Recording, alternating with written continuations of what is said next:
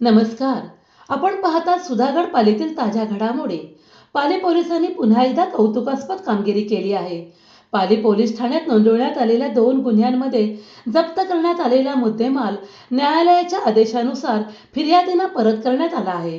Pali police Thane ICR number 79/2025 या दरोडा प्रकरणात आरोपींकडून हस्तगत करण्यात आलेले सोन्याचे दागिने किंमत ₹37,000 हे फिर्यादी संभाजी दामा वाघमारे राहणार हातोंड तालुका सुधागड यांना परत करण्यात आले.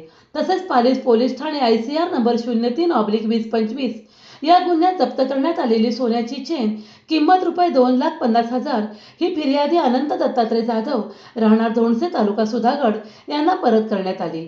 दोन्ही गुन्ह्यातील मुद्देमालाची एकूण किंमत ₹2,87,000 असून न्यायालयाच्या आदेशानुसार 2 पंचांच्या उपस्थितीत साक्ष करून हा मुद्देमाल संबंधित फिर्यादींना परत करण्यात आला.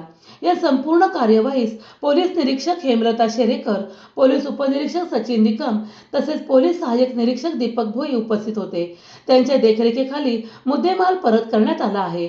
पाली पोलिसांच्या या कामगिरीचे सर्वत्र कौतुक होत आहे. 25 रोजी म्हणजे सकाळी रात्री 2:30 वाजता चोरी झाली.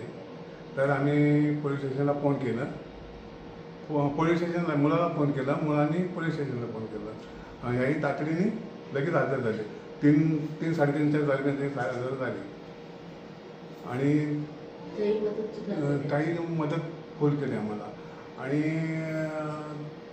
नंतर हे आम्हाला काही चांगलं धीर दिला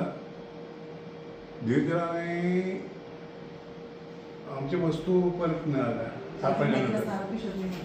आरोपी शोधले.